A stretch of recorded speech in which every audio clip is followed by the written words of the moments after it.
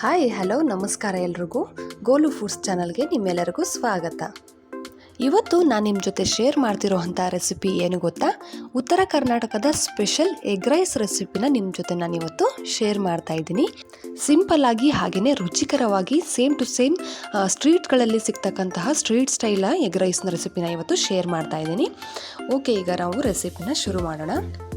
ಮೊದಲಿಗೆ ನಾನಿಲ್ಲಿ ಒಂದು ಬಾಣಲೆಯನ್ನು ಕಾಯಲಿಕ್ಕೆ ಬಿಟ್ಟಿದ್ದೆ. ಬಾಣಲೆ ಕಾದ ನಂತರ ಒಂದು ಸ್ವಲ್ಪ ಎಣ್ಣೆಯನ್ನು ಹಾಕ್ಕೊಂಡಿದ್ದೀನಿ. ಒಂದು 4 ಟೇಬಲ್ ಸ್ಪೂನಷ್ಟು ಎಣ್ಣೆಯನ್ನು ಹಾಕ್ಕೊಂಡಿದ್ದೀನಿ. ನಂತರ ಒಂದು 3 ಮೊಟ್ಟೆಯನ್ನು ಒಡೆದು ಇಟ್ಕೊಂಡಿದ್ದೆ. ಆ ಮೊಟ್ಟೆಯನ್ನು ನಾನು ಲೈಟಾಗಿ ಒಂದು ಸ್ವಲ್ಪ ಎಣ್ಣೆಯಲ್ಲಿ ಫ್ರೈ ಮಾಡ್ಕೊಂಡ್ಬಿಟ್ಟು ಸೈಡಲ್ಲಿ ಎತ್ತಿಟ್ಕೊತಾ ಇದ್ದೀನಿ. ಸ್ವಲ್ಪ ಲೈಟಾಗಿ ಎಗ್ಗನ್ನು ಫ್ರೈ ಮಾಡ್ಕೊಂಡ್ಬಿಟ್ಟು ಉಪ್ಪು ಯಾವುದೇ ರೀತಿ ಏನನ್ನು ಸೇರಿಸ್ದೇ ನಾವು ಎಗ್ಗನ್ನು ಮಾತ್ರ ನಾವು ಹುರ್ಕೊಂಡು ಒಂದು ಬಟ್ಲಲ್ಲಿ ಸೈಡಲ್ಲಿ ಎತ್ತಿ ಇಟ್ಕೊಂಡ್ಬಿಡೋಣ.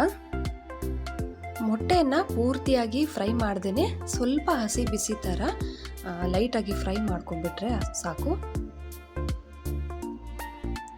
ಈಗ ಅದೇ ಬಾಣಲೆಗೆ ಅದೇ ಕ್ವಾಂಟಿಟಿ ಎಣ್ಣೆಗೆ ಒಂದು ಹೆಚ್ಚಿರುವಂತಹ ಈರುಳ್ಳಿ,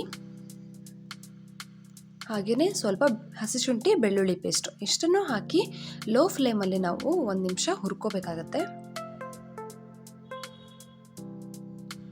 ಹುರ್ಕೊಂಡ ನಂತರ ಸ್ವಲ್ಪ ಅರಿಶಿನ ಪುಡಿ, ಹಾಗೆಯೇ ಸ್ವಲ್ಪ ಧನಿಯಾ ಪುಡಿ, ಅರ್ಧ ಟೇಬಲ್ ಸ್ಪೂನಷ್ಟು ಧನಿಯಾ ಪುಡಿ ಹಾಕಿದ್ದೀನಿ, 1/4 ಟೀ ಸ್ಪೂನಷ್ಟು ಅರಿಶಿನ ಪುಡಿ ಹಾಕಿದ್ದೀನಿ.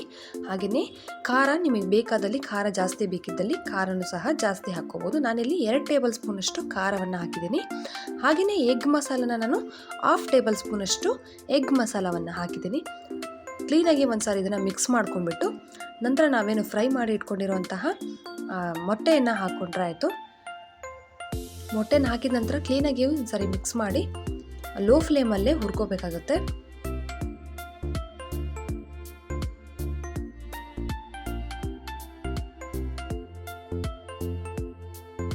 ಹುರ್ಕೊಂಡಾದ ನಂತರ ನಾನು ರುಚಿಗೆ ನೋಡ್ಕೊಂಡ್ಬಿಟ್ಟು ಸ್ವಲ್ಪ ಉಪ್ಪನ್ನು ಹಾಕ್ಕೋತಿದ್ದೀನಿ.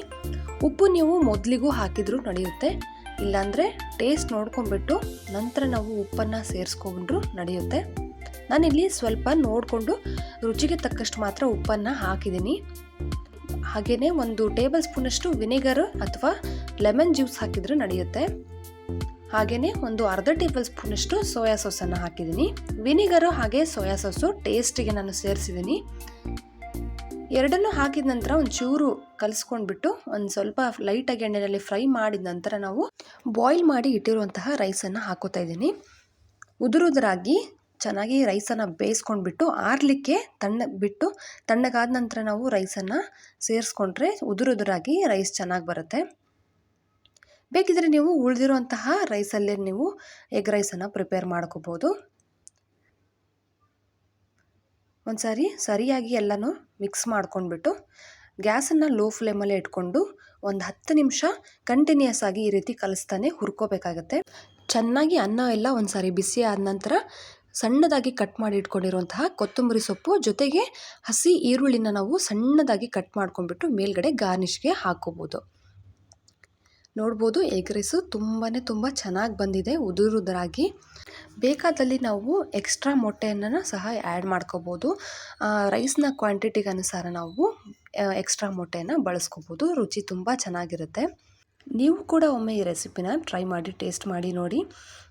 ಈ ನನ್ನ ರೆಸಿಪಿ ನಿಮಗೂ ಕೂಡ ಇಷ್ಟ ಆಗಿದೆ ಅಂತ ಅನ್ಕೋತೀನಿ. ರೆಸಿಪಿ ಇಷ್ಟ ಆಗಿತ್ತು ಅಂದರೆ ನಿಮ್ಮ ಫ್ರೆಂಡ್ಸ್ ಹಾಗೆ ರಿಲೇಟಿವ್ಸ್ಗೆ ಶೇರ್ ಮಾಡಿ.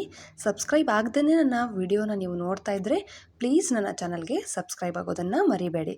Thank you. ನಮಸ್ಕಾರ.